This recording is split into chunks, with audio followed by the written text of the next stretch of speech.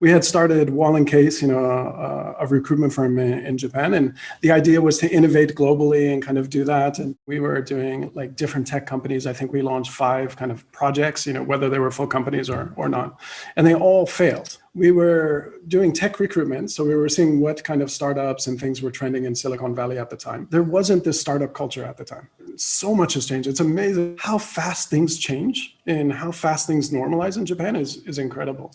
So we were kind of putting all these pieces together, say, okay, we have some excess capital. So we'd recruit in the CEO, put in some seed money, try to kind of build things up, and they all failed. And it was... You had top talent, you had money investment, but the secret sauce was missing. Something was I think it wasn't their idea, right? And it wasn't their kind of entrepreneurialism. So, and like basically, over 2.5 years, kind of learned how to build a tech company, what goes well, what doesn't go well in Japan. And I felt that story had to be told. There wasn't any book like it at the time, like that really kind of made entrepreneurialism human. Right? It was always these hero stories like, okay, the founder of this company, he was so smart and he had this wonderful the unicorn stories. Yeah, exactly. Ironically, what I keep finding is that it corroborates the last 25 years of what I've been looking at recruitment into political parties, where the people recruiting are recruiting people like them, and they're recruiting the usual suspects who look like them and who talk like them and who come from their same predominantly men recruiting men. The recruiters are the gatekeepers for political parties, or be it the recruiters who are the gatekeepers for companies. They're not diversifying the talent pool because they themselves have all these blind spots on thinking that excellence is this one monolithic image, and it happens to look a lot like themselves. What was the Wahl+Case journey, and then how you pivoted towards the EQIQ journey of being a CEO of EQIQ as a larger entity that's sort of building a broader, I guess, base and infrastructure of these services. But the EQIQ, I love the motto that you say, you balance the EQ of consulting with the IQ of technological innovation. You delivered that so fantastic. Thank you. Humans, we need to work. We're an illustrative, kind of species, right? And if we don't, there's going to be a lot more war and all these kind of negative things. So, and how do you hire? But we're talking about kind of hiring and all the problems involved, and it is, bias is so easy. And I think to hire properly, you almost have to unlearn to be human, right?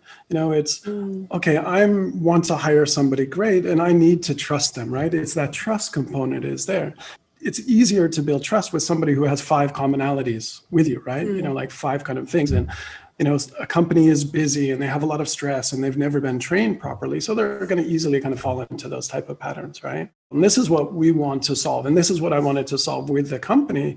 I love recruitment to death. When I was coming through it, I had a ton of bosses that said, hey, it's not rocket science, but it's beyond rocket science. I really think, we've got how many billions of neurons in our brains and how many connections between all of those, all of the endpoints and the way we go to decisions is so different. It's very complex. And, this is what we want to do with EQIQ, right? So there's a humanity side. We don't forget about being human. We don't forget that, hey, emotion is a part of how we make decisions. Emotion is a part of, having satisfactory lives. It's a big part of who we are. It can't be all data. And this is, where I get frustrated with tech company. It's all data all the time. And it goes back to, AI is going to data doesn't give us wisdom, right? It just does not.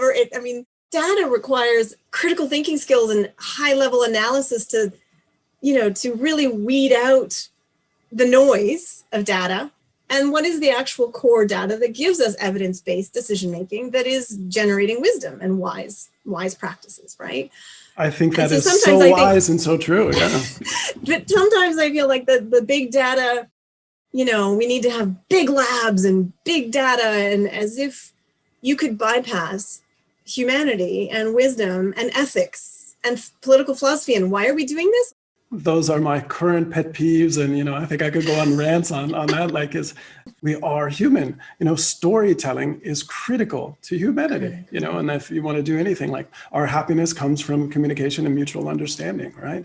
And so we have to think through what are the ethical implications of when we're going to farm out, and what can you really farm out and outsource to being automated, and what still requires high level critical thinking and human judgment on the ethical front. Because things can go wrong very quickly if we don't I know that in, for example, Canada, in the last, I would say 10 to 15 years, there's been sort of a push to say we talk about STEAM, and it's STEM plus the A for arts, to try and sort of regain the balance that it can't just always be this absence of art and philosophy and music. And we know the research shows that people who do really well in languages and in music generally do well in math, because this is just all code or language, right?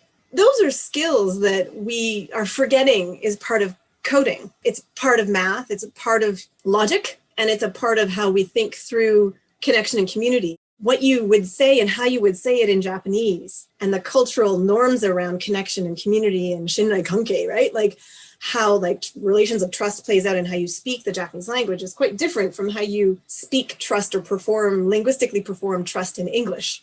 I would love to hear you speak a bit more about intrinsic motivation that you use within the Attuned software as a service and consulting.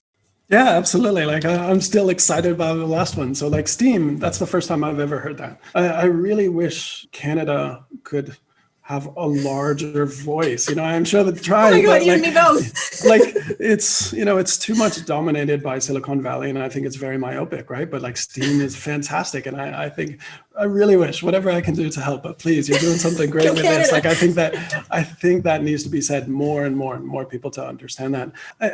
Certainly Japan has this leading edge in robotics, and a lot of things will be automated, but like the Japanese business ecosystem is driven by relationships, right? It's very relationship driven. It's not efficient.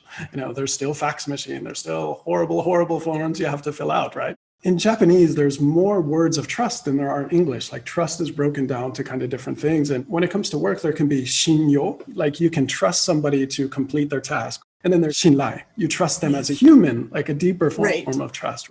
If you have that shinrai, okay, you can get more negative feedback. You can have better discussion. You can have more innovation type of thing. But so much trust is just shinyo. It's transactional. I think that concept needs to be spoken about a lot more within organizations and move just from shinyo to shinrai, like really trusting them as a human being.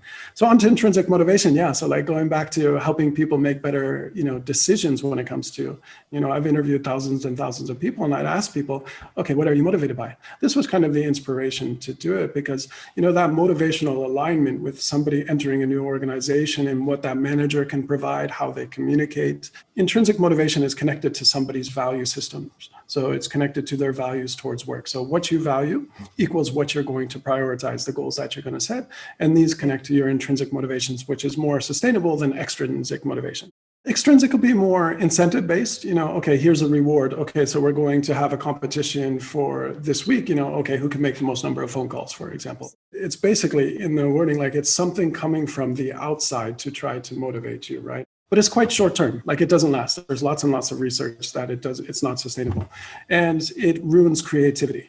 And then intrinsic motivation this is where it's coming from inside. Again, going back to my story about why I wanted to write the book. Writing a book, I hated it. It was painful. You have to write that book, right? And so it's intrinsic motivation. So that's something driving you from the inside that's more sustainable, right? And you'll overcome a lot more difficulties and more obstacles. So we learn our values from our environment. So values can change over time, but they're the lowest level of our kind of psychological makeup, right? They're the deepest thing. There's no way for us to visually see them until kind of Attuned came along. So report, it comes out, it shows very clearly. So, okay, here's Jackie's values.